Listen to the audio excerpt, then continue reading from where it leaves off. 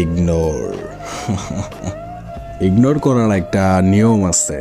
সাধারণত যার প্রতি আপনি দুর্বল, সে আপনাকে যত বেশি ইগনোর করে তাকে আপনি তত বেশি গুরুত্ব দিতে থাকেন।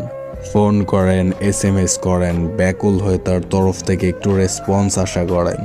কিন্তু মানুষ ততদিনে বুঝে যায় এই মানুষটাকে ইগনোর করলে বারবার আমার কাছেই ফিরে আসে, এর আর যাওয়ার কোনো জায়গা নাই। তাই সে ইচ্ছা করে আপনাকে রেসপন্স দেয় না, SMS দিতে দেরি করে, কথা বলায় অনীহা দেখায়, ব্যস্ততা।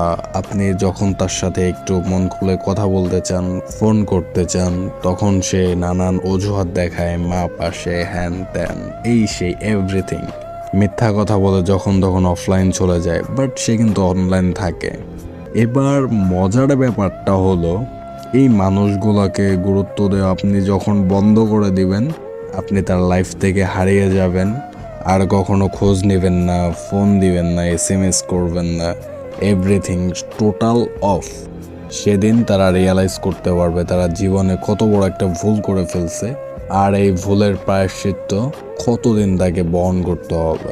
সেদিন থেকে হয়তোবা আপনি তার কাছে খারাপ হয়ে যাবেন, হয়তো সম্পর্কটা সেদিন থাকবে না, হয় সম্পর্ক শেষ হয়ে যাবে, নয়তো আপনি ওই মানুষটার অবস্থানে চলে যাবেন আর এই মানুষটা আপনার অবস্থানে।